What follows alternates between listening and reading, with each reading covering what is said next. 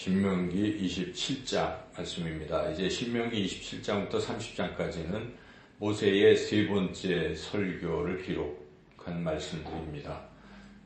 이제 그러니까 어찌 보면 모세 설교의 결론이라 말할 수 있습니다.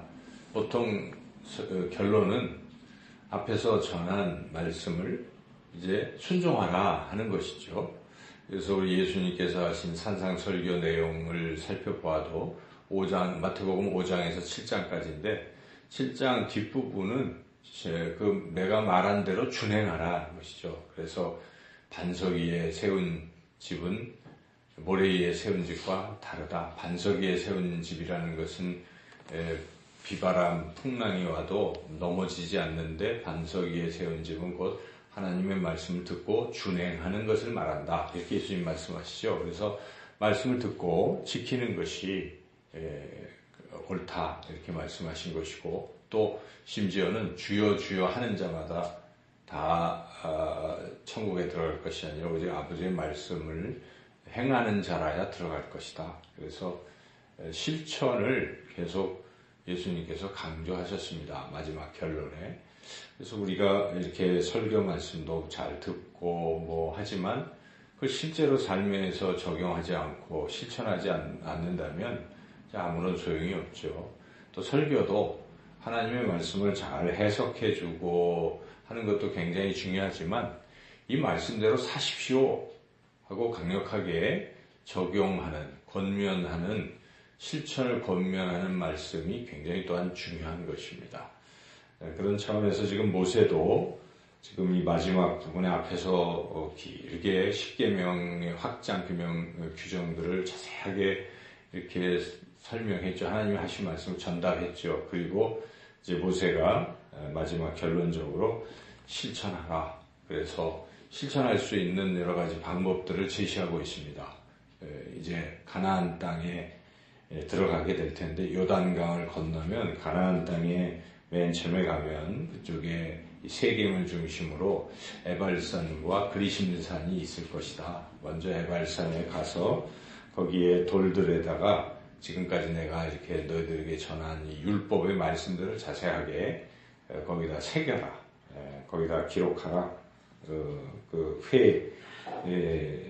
석회를 발라서 거기다가 이렇게 글씨를 자세히 기록하라. 이제 이런 것이죠. 그리고 이제 기록하고 이걸 실천해야 되기 때문에 어떤 의식을 거행합니다. 그래서 그 의식은 에발산과 그리심산에 나누어서서 그리심산에서는 6지파가 축복을 선언하고 에발산에서는 다른 6지파가 저주를 또 선언하는 것인데 이 실질적으로 이제 그것을 또 종합적으로 말하는 그룹은 12지파가 아니라 레위지파가 거기에 서서 이제 이렇게 또 선포하라 하는 것을 모세가 자세하게 가르쳐 주죠. 그래서 11절에서 26절까지는 그 레위지파가 이렇게 큰 소리로 외치는 그런 내용이 담겨 있습니다. 그래서 큰 소리로 이리 하면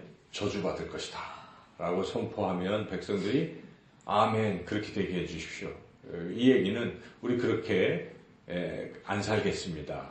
저주받을 일을 하지 않겠습니다. 이런 것입니다. 그래서 거기에 보면 그게 결국 그 근간이 10계명이라는 우리가 알 수가 있죠. 간음하지 말라, 또 살인하지 말라, 이런 것들이 거기에 우상 섬기지 말라, 또 부모를 공경하라, 이런 거 하지 않으면 저주받는다는 것들을 좀 부정적인 표현이지만 그 저주받을 것이다 그러면 아멘 이렇게 쭉 나오고 있습니다. 왜 하필 부정적인 것을 하게 하셨을까? 우리는 긍정적인 말 듣기를 상당히 좋아하잖아요. 하면 복 받습니다. 하면 좋습니다. 그런 말 듣기를 누구나 좋아하고 또 그렇습니다. 그래서 긍정적인 말을 많이 하자라고 주장하지만 그러나 이 부분에서 성경은 부정적인 것을 했어요. 이 얘기는 그만큼 경고를 더 강력하게 하고 계신다, 하나님께서. 이스라엘 백성들이 이 율법을 잘 안 지킬 가능성이 매우 높은 것이기 때문에 사람은 원래 이게 좀 불순종하는 스타일인 거예요, 인간들이 원래 그런 아담이 불순종으로 시작했잖아요. 그래서 그런 영향을 받고 있기 때문에 인간들은 태생적으로 본질적으로 내버려 두면 제멋대로 사는 거예요. 자기 마음대로 불순종으로. 그렇기 때문에 하나님께서 그 불순종하는 그 습성을 잘 알고 계시니까 경고를 이렇게 하게 하신 것이죠. 그래서 너희들이 정말 불순종하면 저주받는다. 순종해라. 이렇게 말씀하고 있습니다. 그래서 우리는 때로는 그런 부정적인 표현일지라도 경고의 말씀을 겸손히 잘 들어야 될 필요가 있습니다. 성경이 그렇게 말씀하고 있기 때문에 성경은 하라 하는 명령과 하지 말라 하는 그런 명령이 있는데 전체가 610 몇 개 되는데요. 하라 하는 것은 이제 사람의 뼈의 숫자하고 하지 말라 하는 것은 365일. 그러니까 또 어찌 보면 하지 말라가 더 많잖아요. 그래서 우리가 이런 경고의 소리를 오히려 더 귀담아 잘 듣는 사람이 순종의 길로 나가는 사람이죠. 좋은 얘기만 자꾸 듣는 사람은 좀 싫은 얘기 한 번 하면 어떻게 되겠어요? 발끈 화를 내고 안 듣잖아요. 그러니까 신앙도 진짜 순종하는 사람들은 그런 경고의 소리에도 겸손히 듣는 사람이 진짜 순종하는 사람들입니다. 그래서 여기에 하나님께서 이스라엘 백성에게 그런 경고의 메시지를 전하고 계시다는 걸 깨달을 수가 있습니다.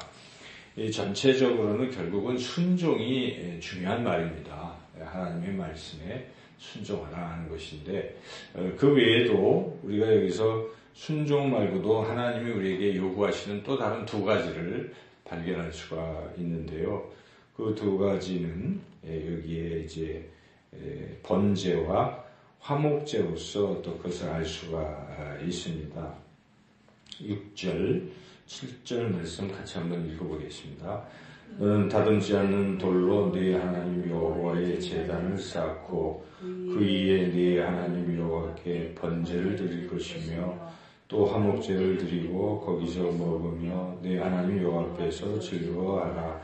여기에 번제를 드리고 화목제를 드리라. 번제의 의미는 태우는 것인데 다 태우는 것이죠. 그 제물을 태운다는 것은 곧 헌신을 의미합니다. 다 생명을 드리는 것이잖아요. 태우는 것은 다.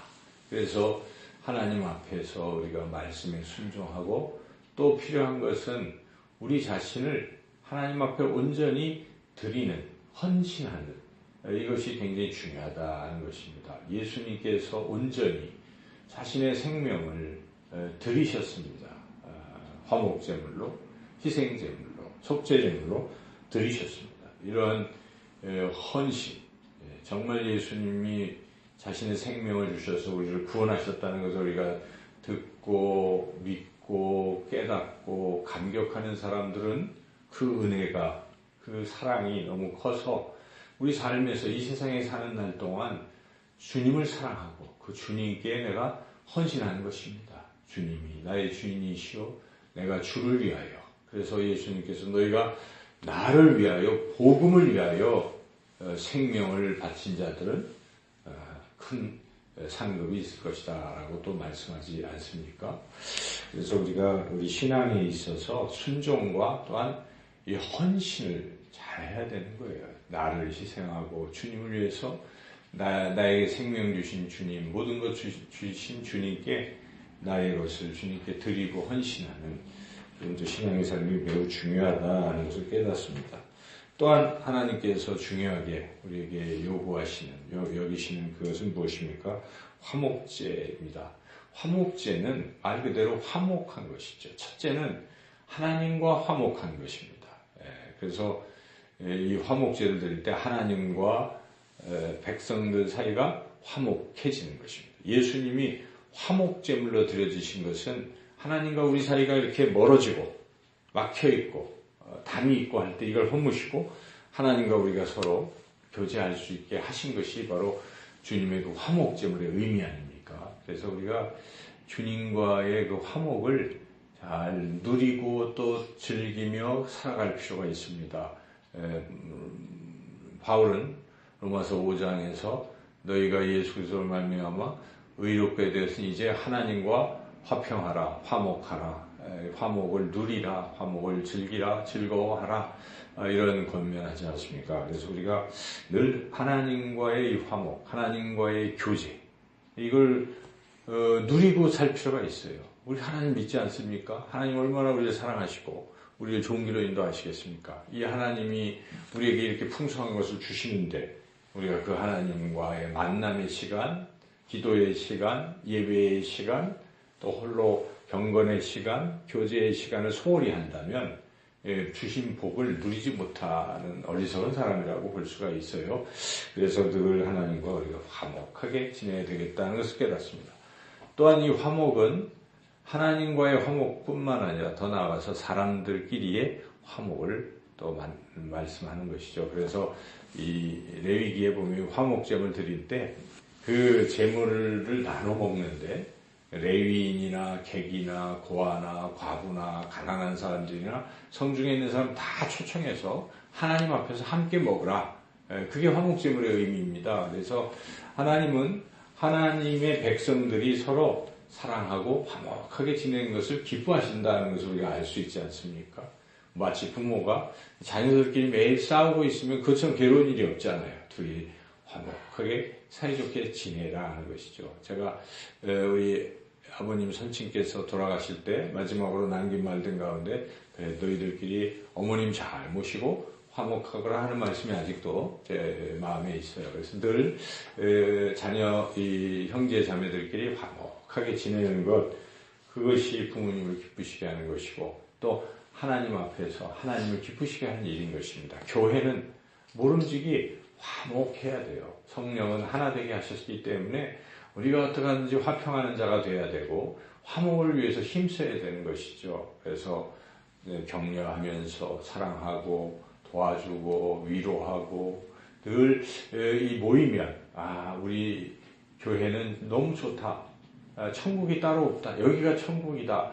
이런 마음이 들 정도로 사랑이 넘치는 그런 교회 되도록 우리가 기도하고 힘쓰고 애써야 되고 하나님께서 우리에게 주신 가정도요 항상 화목이 최고의 덕목인 것이죠. 육선이 가득해도 다투는 집보다는 그냥 채소 하나만 있어도 화목한 가정이 더 행복하다고 잠언서에서 우리에게 말씀하지 않고 있습니까? 그래서 우리가 이 화목한 삶을 사는 것, 이것이 하나님이 기뻐하시는 삶이다. 바로 하나님께서는 모세를 통해서 이제 가나안 땅에 들어갈 2세대에게 이 세 가지의 귀한 메시지를 주신다는 것이죠. 율법 다 얘기했는데 이거 듣기만 하고 지나치면 안 되고 꼭 지켜라, 순종하라.